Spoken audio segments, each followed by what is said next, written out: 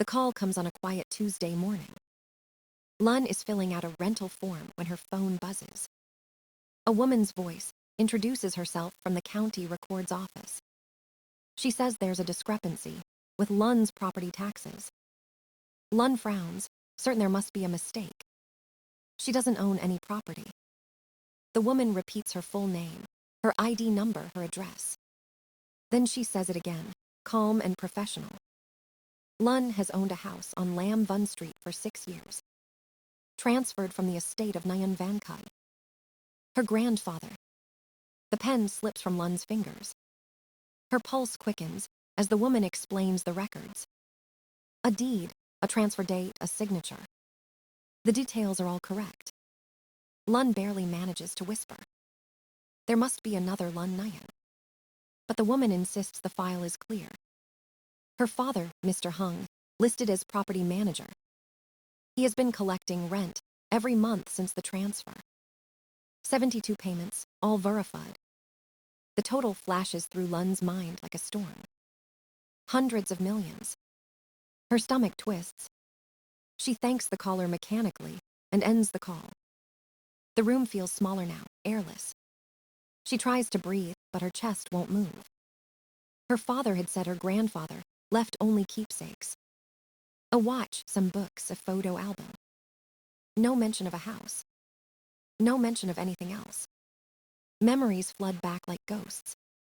Her grandfather teaching her to hammer nails in summer heat. Telling her that good builders measure twice before cutting once. He had loved that house. And he had loved her. A cold thought strikes her heart. He meant for her to have it. And they took it.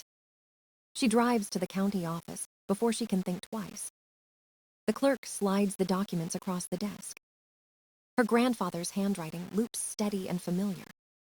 To my granddaughter, Lun, I leave my home at 27 Lam Vun. She alone will understand its bones and history. Lun stares until the words blur. Her throat burns with betrayal she can't yet name. The rental records tell the rest of the story. Payments transferred to an account under her father's name. A management fee deducted each month. Over $100,000 in 6 years. Her mind races through the coincidences. The kitchen renovation her parents boasted about. The luxury trip to Japan she wasn't invited to. The art scholarship her sister somehow afforded. All of it built on her inheritance. On lies. Her vision swims as she gathers the papers. The clerk asks if she's all right. She nods, but her voice fails her. Outside, the wind feels sharp enough to cut. She sits in her car and stares at nothing. Tears fall without sound, without motion. Her father's voice echoes from years ago. It's family money, Lun. We share everything. Now she finally understands what he meant. They shared everything except the truth. Lun meets the lawyer 2 days later. Her name is Ms. Hen, silver hair, sharp eyes, calm voice. She once handled her grandfather's estate. The office smells faintly of old paper and rain. Lun spreads the documents across the desk. Deeds, tax records, payment receipts, all neatly stamped. Ms. Hen studies them with quiet precision. Your father managed the property, she says slowly. But he never disclosed it to you. That's not management, Lun whispers. That's theft. The lawyer nods, but doesn't rush her reaction. He used his position to redirect the income. It happens more often than you'd think, she adds. Lun feels anger stirring beneath her ribs. For years, she believed their money struggles were real. Now every excuse feels rehearsed. The broken faucet that couldn't be fixed. The trip they said they couldn't afford. The bad timing when she got her scholarship offer. It all rearranges into one cruel pattern. Her parents had been lying since the funeral. Ms. Hen slides another folder forward. These are the bank transfers, she explains. Each rent payment deposited under your father's name. Then small amounts sent to other family accounts. Look here, the amounts match tuition payments for Ma. Lun stares, jaw tight. her sister's semester abroad, her parents' kitchen remodel. The math adds up perfectly. So much precision, so little conscience. She traces her finger over the lines of numbers. Her voice comes out quiet but fierce. They built a life from what was meant for me, and they left me nothing. Miss Hen leans back, folding her hands. The law can fix the property issue, she says, but not what they took from your trust. Lun looks up, eyes wet but steady. Then I'll take back both, she says. Every signature, every word, every lie. That night, she covers her apartment wall with papers. Colored tabs, strings, receipts, photos. A timeline of betrayal. Here's the month her father told her to move out. Here's the same month the tenants renewed the lease. She remembers working double shifts at the cafe, falling asleep in class because she couldn't pay rent. And all that time, her parents collecting what was hers. The unfairness feels unbearable. But beneath it, a strange calm begins to form. It's not just pain now, it's purpose. She starts drafting a plan with Ms. Hen. They'll file a petition for ownership confirmation. Gather witness statements from tenants. Track every transfer linked to the account. Every penny that left her grandfather's legacy. Lun reads each document until her eyes sting. Each page feels like a wound reopening. But she refuses to stop. For the first time, she sees the pattern clearly. Her family didn't just forget her. They erased her on purpose. And now she will make them remember. Not with shouting. Not with revenge. But with the truth they buried. The truth she is ready to dig out piece by piece. Snow falls quietly on Christmas morning. Lun parks her car in front of the old house. The same house that should have been hers all along. In her hands, an ivory envelope sealed with trembling resolve. Inside, the proof of everything they've hidden. Through the window she sees warm lights, laughter, perfection. Her family gathered around the glowing tree. She used to dream of being inside that moment. Now she watches it like a stranger looking through glass. She steps out, heels crunching against the snow. Each step feels heavier, but shocker than the last. She doesn't knock. She still has a key. When the door opens, the scent of cinnamon greets her again. Her mother freezes, smile faltering. Her father lowers his cup slowly. Ma's laughter dies mid-sentence. Lun's voice is steady. Merry Christmas. We need to talk about grandfather's house. Silence spreads through the room like frost. Her father tries to laugh it off. What are you talking about, Lun? She places the envelope on the table. Documents spill like snow onto the polished wood. Deed transfers, rent ledgers, bank statements. Her father's signature appears again and again. Each one a confession in ink. Her mother's face drains of color. Ma frowns, confusion blooming into alarm. Ms. Hun steps from the hallway, briefcase in hand. She nods once to Lin, then to them. This meeting is official, she says softly. Ownership of 27, Lam Veen has been transferred. Effective immediately. Your management rights are revoked. Her father stands, voice rising. You can't just walk in here and steal from us. Lin meets his gaze without flinching. I'm not stealing. I'm reclaiming. Her mother clutches her chest, whispering. We did it for the family. Your grandfather wanted us to share it. Lin slides another paper across the table. His will says otherwise. He left it to me, specifically to protect it from you. The words hang heavy in the air. Her father's hands tremble. Her mother's tears fall, thin and quiet. My slams the table. You're destroying everything for money. Lin looks at her calmly. For 6 years, I worked 2 jobs while you lived off me. That's what destroyed everything.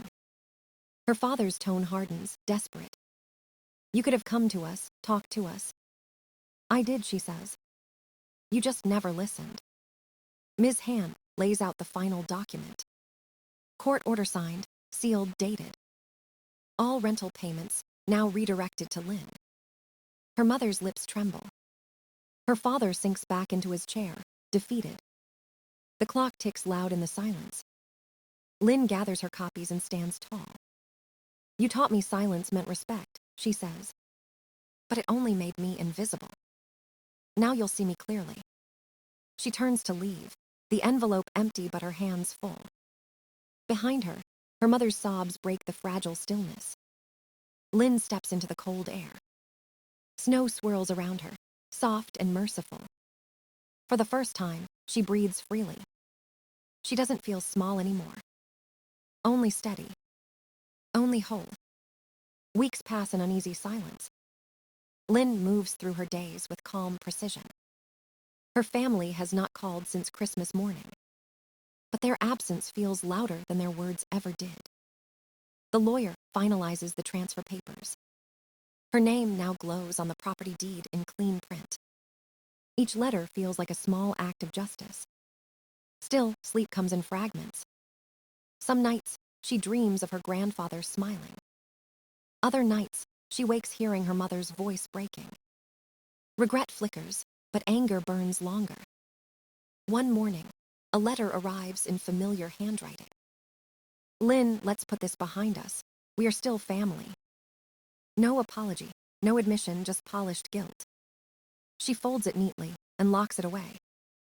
They taught her silence. Now she gives it back. Her father's business collapses within months. Rumors spread about mismanaged funds and lost clients. He sells the Lexus and drives a dented sedan instead. Her mother takes a part-time job at a boutique downtown. The same shop where she once spent afternoons shopping. Mike closes her studio, debts piling higher each week. A charity post appears online asking for donations. Lynn stares at the screen for a long moment. Then she donates a small amount under another name. Not out of pity, but to end the story her way. Justice, not vengeance. It feels colder but cleaner that way. She visits the tenants at the old house. Mrs. Than, the elderly woman on the ground floor, hugs her. "Your father raised rent twice, but never fixed the heater," she says. Lynn promises repairs before the month ends. Gratitude replaces suspicion in their eyes. Each small act rewrites the legacy her family ruined. The workers start sanding floors and painting walls. The scent of new wood replaces the rot of old lies. One evening, Lynn drives past her parents' home. Lights flicker dimly through the curtains. Her mother watering wilted plants, her father hunched at the desk. For a moment, she almost stops the car. Almost. Then she keeps driving. The distance feels like freedom. Weeks later, she sees her mother at the supermarket. Plain sweater, tired face, eyes searching. "Lynn," her mother whispers, "you've made your point. Can't we start over?" Lynn looks at her steadily. "We were never a family," she says quietly. "Just people connected by blood." Her mother flinches, hands trembling. There's no satisfaction in Lynn's chest. Only clarity. She walks away, leaving the apology unsaid between them. Outside, the wind smells of rain and earth. Clean, unburdened. She realizes some love can't be rebuilt. Some bridges were never built right from the start. That night, she sits in her reclaimed house. Walls painted white, floors polished, quiet, steady. For the first time, the silence doesn't hurt. It listens. She closes her eyes and breathes deeply. Freedom tastes like peace, not revenge. And peace finally feels like home. Lynn spends her mornings at the house now. Dust floats in golden light through wide, open windows. She strips old wallpaper until her hands ache. Each layer peeled away feels like an old wound healing. She paints the walls soft green, the color of spring. Her grandfather once said green brings life into tired walls. She smiles at the memory as she rolls the brush again. The neighbors stop by to watch her work. Mrs. Than brings warm tea and gentle laughter. "You're making this place breathe again," she says. Lynn thanks her softly, her heart lighter each day. The rooms slowly fill with warmth and sound. The echo of loneliness fades into something new. One afternoon, while replacing a loose floorboard, she finds it. A small safe, hidden behind a wooden panel. The combination takes 3 tries. Her grandfather's birthday. Then her own. The year the house was built. It clicks open with a quiet sigh. Inside, an envelope rests, cream-colored and fragile. Her name written in steady block letters. Her breath catches as she opens it. "My dear Lynn," the letter begins. "If you're reading this, you found what's been yours all along. I trusted your heart to know when you were ready. I gave you this house because you build, not destroy. Because you see what others overlook. Don't let their shadows dim your light." Tears fall onto the paper, smudging the ink slightly. He had known everything before it happened. He had seen her, truly seen her, when no one else did. She presses the letter to her chest and closes her eyes. For years, she chased their love like a starving child. Now she understands she had it all along, just elsewhere. In kindness, in effort, in the quiet persistence of doing right. She spends the evening walking through each room. The floor creaks where he once walked. The garden hums with life he planted long ago. Tiny buds push through the soil like small promises. She kneels and touches the earth, whispering thank you. Thank you for believing when no one else would. That night, she frames the letter and hangs it in the hallway. The inked words glow faintly in the lamplight. It feels like a conversation across time.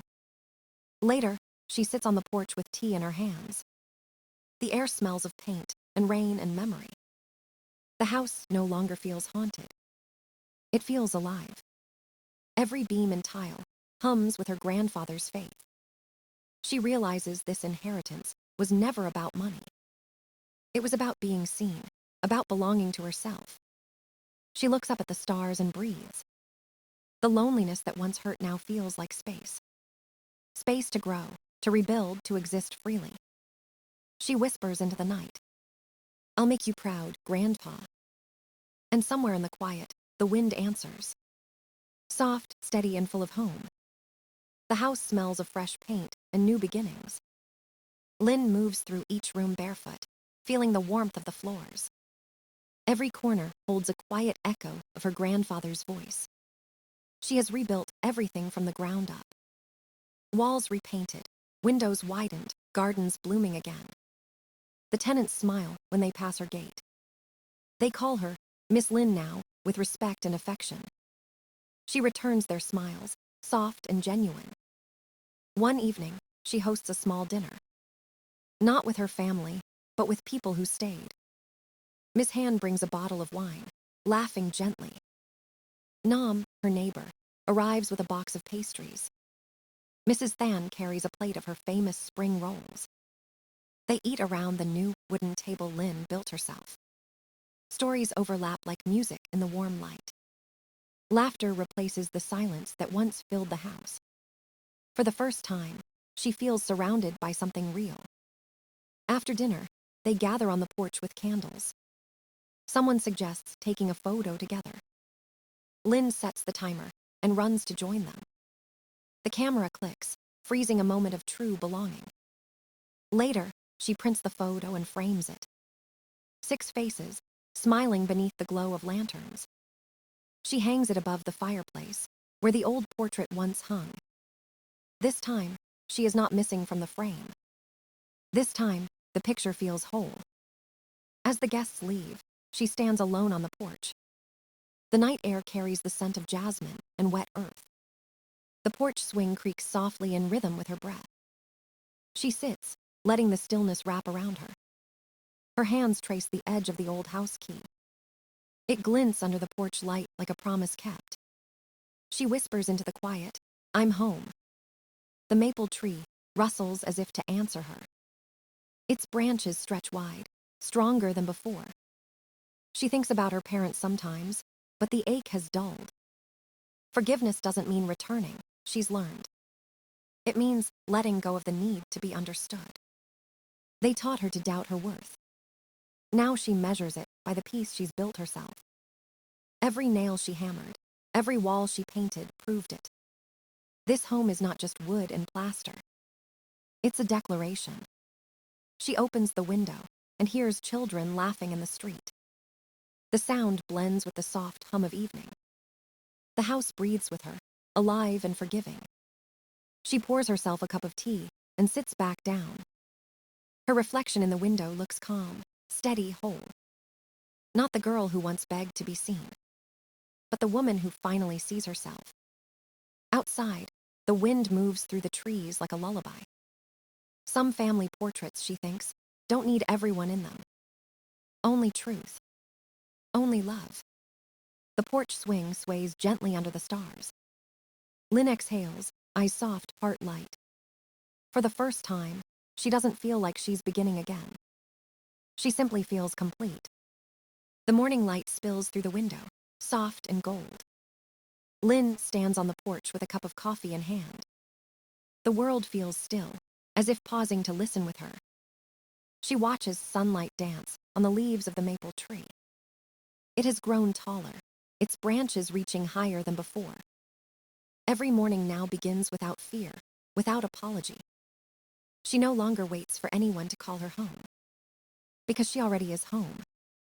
Her grandfather's words echo like a gentle reminder. You build, Lynn, you don't destroy. She smiles, eyes glistening but calm. For years, she tried to earn love by disappearing. Now she understands that real love never requires erasure. It grows in light, in effort, in truth. She breathes deeply, filling her lungs with clean air. The past no longer chases her. It simply stands behind, quiet. She turns the key in the door, hearing the click of belonging. Inside, her laughter lingers in every corner. This house is her inheritance, her redemption, her peace. They gave me nothing, she whispers softly, so I gave myself everything. And with that, she walks forward into the day, finally whole.